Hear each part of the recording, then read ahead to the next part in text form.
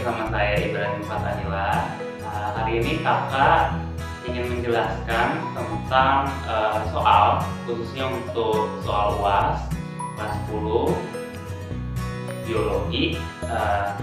Ada 30 soal nantinya kita akan bahas bersama, ya. Langsung saja kita mulai dari soal yang pertama. Soal pertama yaitu tentang cabang ilmu biologi, di mana soalnya yaitu cabang ilmu biologi yang mempelajari tentang jamur adalah optionnya ada 5 ya, seperti biasa. Ada yang pertama parasitologi, yang kedua sitologi, yang C ada mikologi, yang D mikrobiologi, dan E adalah virologi. Jawabannya adalah yang C. Nah, pertanyaannya adalah kenapa jawabannya C? Kita bahas ya. Di sini soalnya adalah cabang ilmu biologi yang mempelajari tentang jamur. Nah, jamur itu pada biologi dipelajari di mikologi ya. Miko itu artinya jamur. Untuk parasitologi, dari kata-katanya sudah ketahuan ya, parasit artinya ilmu yang mempelajari tentang parasit. Nah, logi ini dari kata logos, artinya ilmu ya. Jadi kalau di cabang ilmu biologi artinya ilmu yang mempelajari tentang kehidupan, bios dan logos. Parasitologi, ilmu yang mempelajari tentang parasit. Sitologi, ilmu yang mempelajari tentang, sitologi itu artinya sel ya. Yang ketiga yang C itu mikologi ya, tadi miko artinya jamur. Yang D mikrobiologi.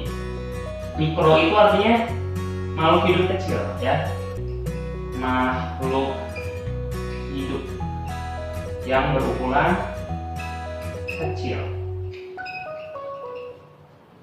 Artinya mikrobiologi adalah ilmu yang mempelajari tentang makhluk hidup yang berukuran kecil, termasuk di dalamnya ada jamur. Jadi mikrobiologi ini jauh lebih umum sebenarnya. Yang E virologi. Viro ini artinya virus, jadi ilmu yang mempelajari tentang virus. Ini soal yang pertama. Soal yang kedua, setelah seseorang selesai merevisi hasil karya ilmiahnya, maka tahapan yang harus dilakukan selanjutnya adalah yang A. membuat hipotesa baru, B. membuat kesimpulan, yang C. membuat daftar pustaka, yang D. mempublikasi karya ilmiah tersebut, dan yang E. membuat dokumentasi. Jawabannya adalah yang B. Kenapa yang B? Kita bahas lagi ya. Setelah selesai merevisi, artinya revisi itu sudah di tahap akhir. Produknya sudah jadi, karya ilmiahnya sudah jadi, direvisi. Kalau direvisi artinya ada perbaikan. Setelah diperbaiki, hal yang selanjutnya dilakukan adalah dipublikasi karya ilmiah tersebut. Membuat hipotesa ini ada di tahapan awal. Hipotesa itu adalah dugaan sementara. Jadi tahap awal pembuatan karya ilmiah.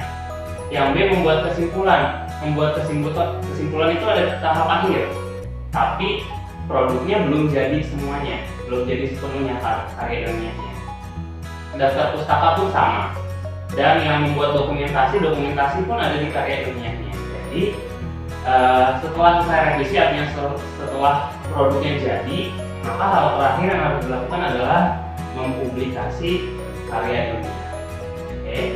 Soal yang ketiga, jika kalian melihat gambar di bawah ini, pada botol yang berisikan zat kimia tertentu, artinya zat tersebut memiliki sifat yang A. eksplosif, B. toksik, yang C. oksidasi, yang D. korosif, dan E. dangerous for environmental. Jawabannya adalah korosif ya. Kita bahas lagi. Zat yang mengandung yang tergambarkan ini pada botol kimianya itu artinya korosif, atau bahasa Indonesianya korosif. Korosif itu artinya apa? Dapat melelehkan benda tertentu ya, korosi. Kalau yang A. eksplosif itu dapat meledak. Jadi biasanya gambarnya seperti bom gitu ya, membuat ledakan tertentu. Kalau toksik itu artinya racun Ya, jadi dia beracun. Biasanya gambarnya itu skull atau tengkorak. Kalau oxidizing itu mudah teroksidasi. Biasanya gambarnya itu adalah api, ya, jadi bola api biasanya. Yang terakhir, dangerous for environmental, artinya berbahaya bagi lingkungan. Kalau yang berbahaya bagi lingkungan itu gambarnya biasanya nanti ada pohon atau ada ikan, terus dia mati gitu. Itu biasanya yang dangerous for environmental.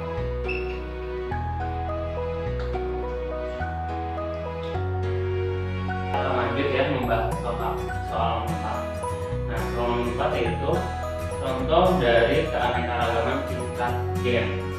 Nah, opsinya ada yang A, bunga mawar warna putih dan bunga mawar warna merah. Yang B, ayam kalkun dan ayam kampung. Yang C, angsa dan bebek. Yang D, kacang tanah dan kacang buncis. Yang E, kucing dan harimau. Pertanyaannya adalah tingkat gen, ya, berarti kita harus ketahui dulu tingkat gen. Ya. Tingkat gen adalah dimana keanekaragaman itu antara satu spesies tapi beda variasi.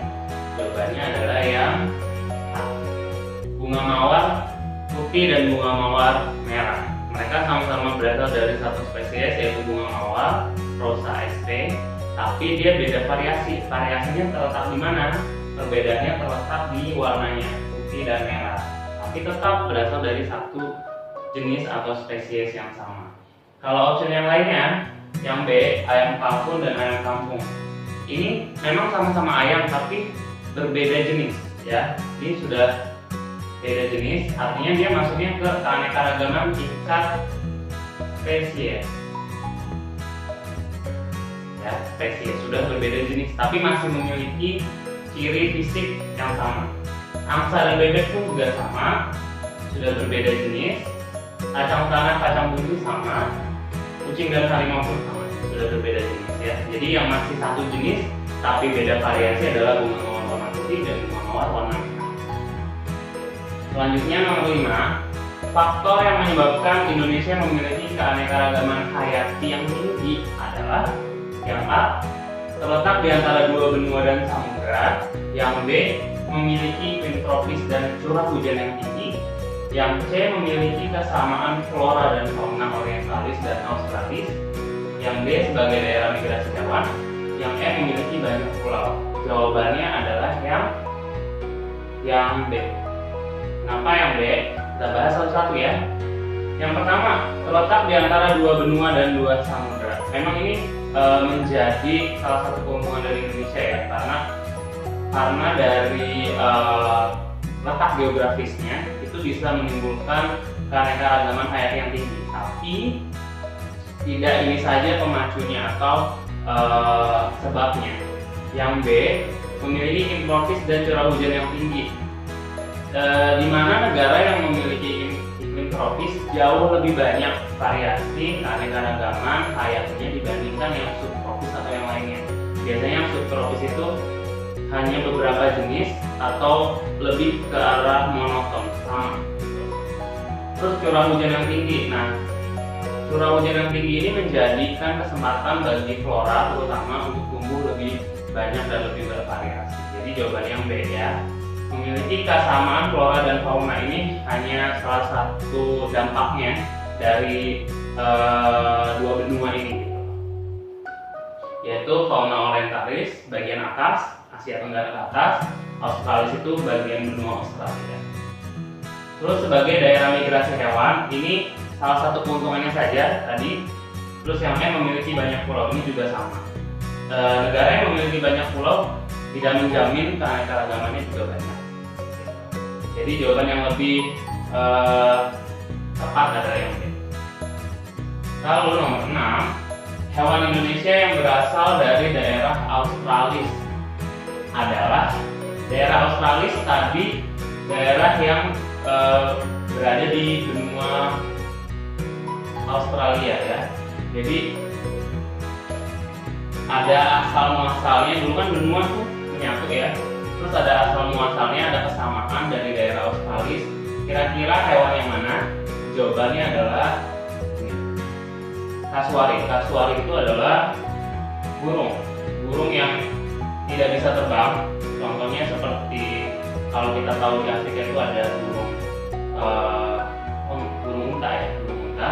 Nah itu burung yang besar dan dia tidak bisa terbang karena tidak mampu menopang berat badannya terlalu besar, sehingga sayapnya nggak bisa terbang. Tapi diberkahi dengan kekuatan kaki yang kuat. Kasuari ini bisa kita samakan seperti kalau di daerah di benua Australia sendiri itu punya burung namanya burung emu. Ya, jadi hampir mirip ciri fisiknya. Maka itu yang berasal dari daerah Australia sini adalah burung kasuari. Kalau harimau itu berasal dari daerah orientalis, ya, dari daerah Asia Tenggara ke atas. Gitu. Orangutan juga sama karena ini milik Indonesia, ciri khas asli barat ya di Sumatera. Terus gajah juga sama, daerah orientalis, badak juga sama. Jadi ini adalah daerah orientalis.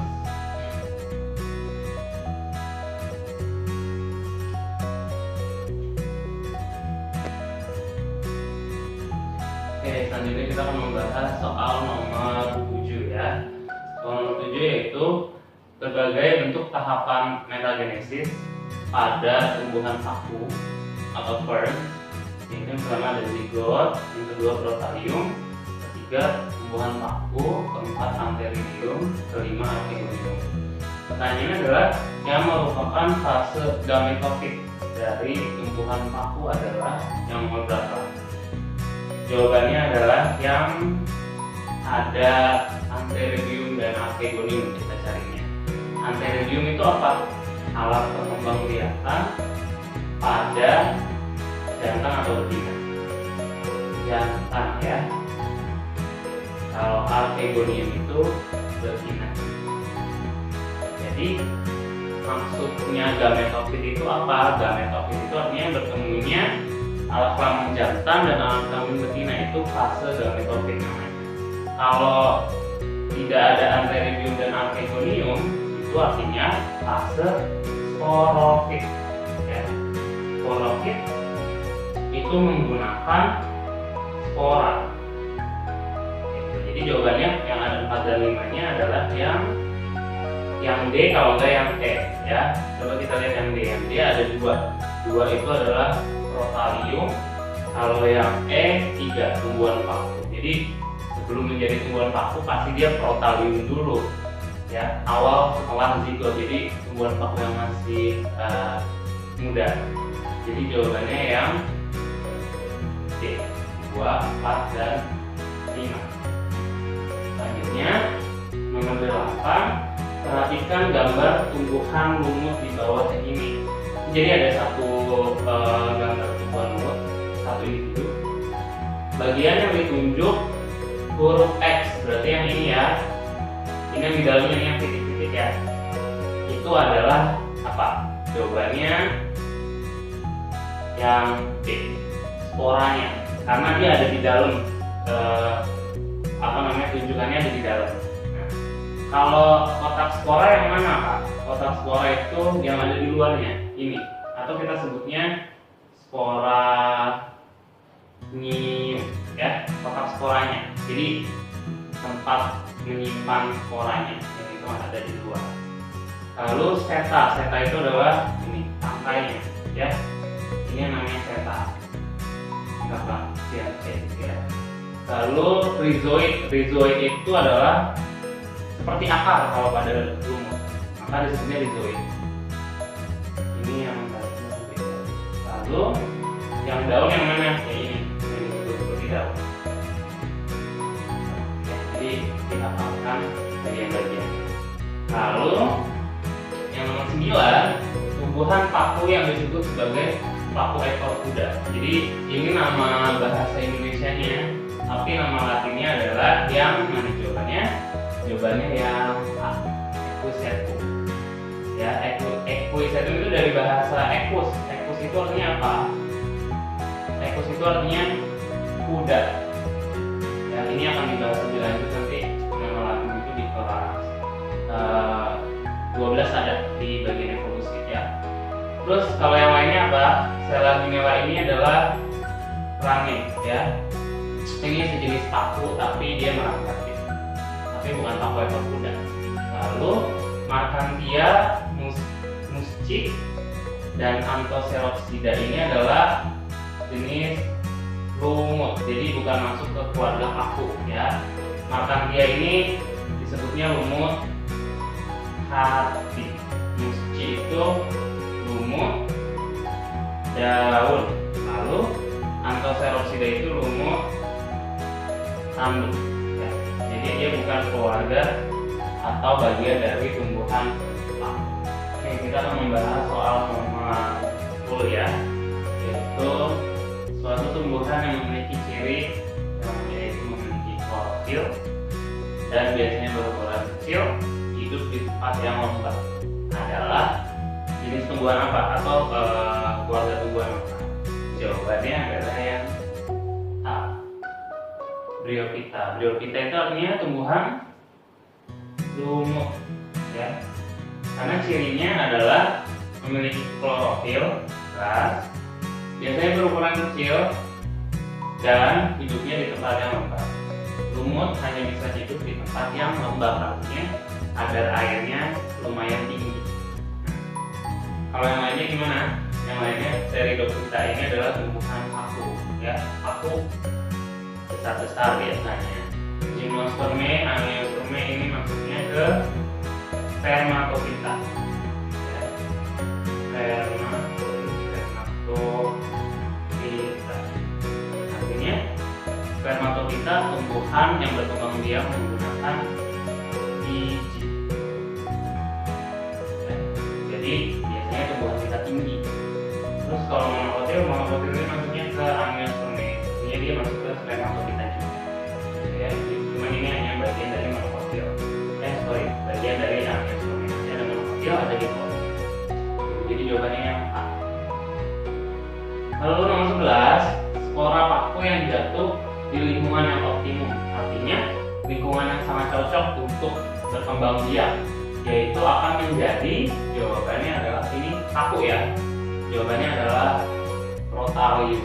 Ingat tadi sebelumnya kita bahas soal tahapan metagenesis paku ya. Jadi dia kalau dia jatuh di lingkungan yang optimum, spora, tahapannya disebut sporofit. Kalau tadi sebelumnya kita bahas Antheridium dan Archegonium, artinya itu fase gametofit, ketemunya kelamin jantan dan betina.